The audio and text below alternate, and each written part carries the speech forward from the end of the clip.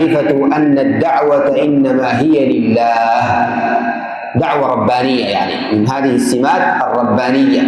أنها دعوة لله، ليست دعوة لحزب ولا لطائفة ولا لقومية ولا لجاه أو سلطة أو نحو ذلك، وإنما هي دعوة ربانية،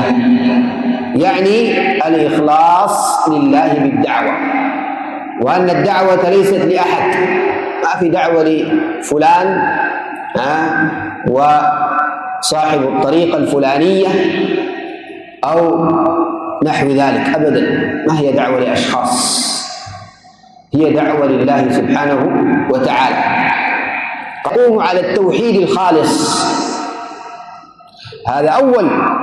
وأساس وأهم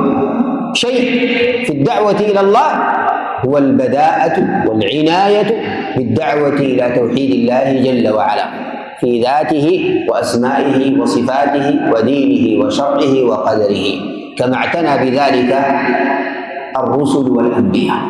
أول ما بدأ قال على هذه الآية قل هذه سبيلي، قال وفيها التنبيه على الإخلاص،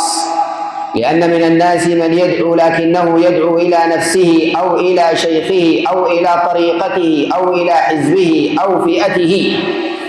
وهذا واقع إذا نظرنا اليوم والتمسنا الصواب في ذلك وجدنا أن المتخلص من هذا قليل، ولذلك يجب على الداعية أن ينتبه لنفسه وأن يحاسب نفسه بين الحين والآخر. الصغير شافه صغير، ممكن ربنا يجعل عالما كبيرا من علماء الأمة ويهدي الله به أمة من الناس، وأنت لا تعرف الخير أين يكون، ولذلك لا تحقرن من المعروف شيئا، أدي الدعوة وأدي التعليم بكل إخلاص وتجرد، للصغير والكبير، للعالم والجاهل، للراغب وغير الراغب، وفق هدي النبي صلى الله عليه وسلم،